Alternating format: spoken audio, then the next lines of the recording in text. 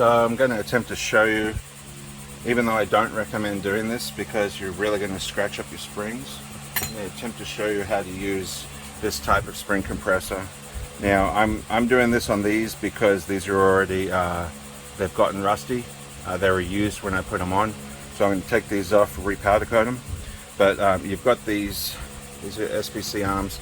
They come with these cool rubber caps, but the rubber caps make it too thick to fit on there. So it really sucks that that can't work. But anyway, when you do this, you go to like finagle, you'll get like one side in there and one side won't want to go in. It's really ridiculous, but also this is why professional machines have a different style of arm. Let me try and get the lower one on first. Extend this out. Okay, I got the lower one on. Now, without pushing into the powder coat, there's really no way to get this at this angle. So let me take the lower one back out. I think the upper one has more of a bite than the lower one. It's hard to say, but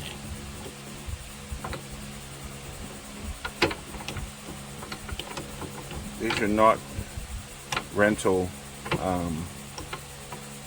This is not a rental tool. I bought it to try and show what other customers have been doing and the struggles that they're experiencing. So I cannot get that on that end. I don't know why. Let me try and get it onto the upper end.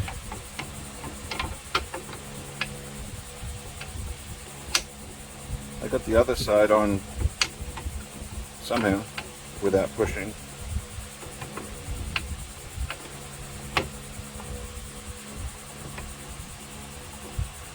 I cannot get that on there. You got to have two on there. When I did the other side, I did them reverse. So let me try this again. Not that one.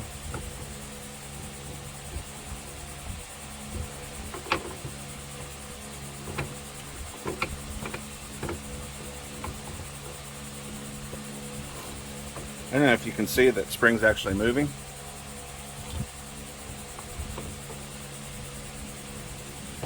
Yeah, this is not wanting to work on this setup. So what I'm going to do is I'm going to take, there's a little bit of room here. I'm going to take a little bit of pressure off this. This will open up these coils a little bit and see if that'll let me get this on here properly. Alright, so I got it on. This didn't work, loosening this, because I forgot that all the spring pressure is on this nut and this bushing, so you can't really do that. What I did is, I wasn't even thinking about it, I just put the jaws on closer to this other one that was already on there, and then I swung it around. So you see I've got them at two different ends.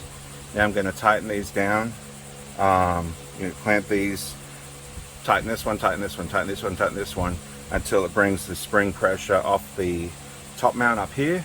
Then once the spring pressure is off, this whole thing will expand a little bit. You'll be able to see it, and then I'll be able to take this nut off, take the strut cap off, and then loosen the pressure on the spring. So the spring is compressed a bit. You see the gap right here, how like this is an uncompressed bit, and so is down, well, this is the bottom, doesn't ring the mount, but basically just bringing this together here decreases the size. Now I've got my Allen key in here, and I don't have a 18mm ratcheting wrench, but you don't really need it because this is not that hard to do. You see I'm not like struggling. You try and do this with the spring pressure on there, and it's really hard. You see the Allen key has just kind of locked itself against the bench. If you do this in the air, you might, I mean, if you do it on a different mount, you might have to just hold it, but doing it flat on the bench seems to work pretty good.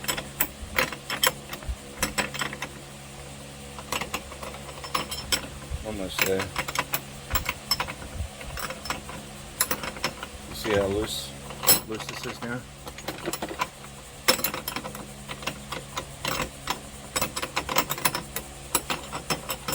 Alright, take those off.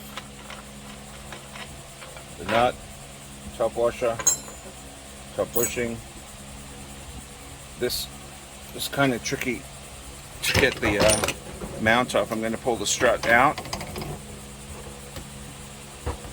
and try and hold it over there. Now the rubber mount kind of sticks to the coil, but I'm not going to mess with that. I'm going to take the pressure off this coil first to loosen it up, and then I'll get to that in a second. Alright, so those guys are off. They kind of wobbled out. You see the gaps are so much bigger when the coil is not compressed. So what happens is some people buy a compressor from, or rent one from AutoZone, whatever, Advanced Auto Parts. They can get it on the coil before it's compressed, but once it's compressed they can't get it off. So then they have to do the whole job all over again and take it to a shop. But if you have one of these, this is like the best, in quotes, strut compressor. But like you see, it comes with a safety guard right here.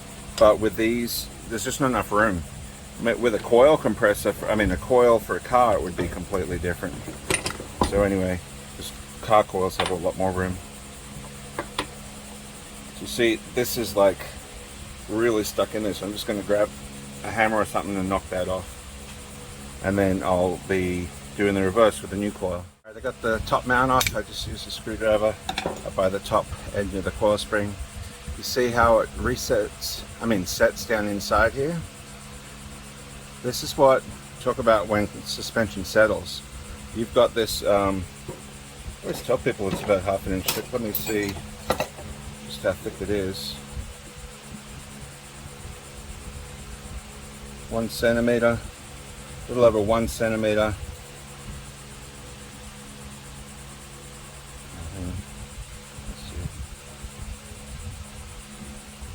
A 1/2 inch thick rubber.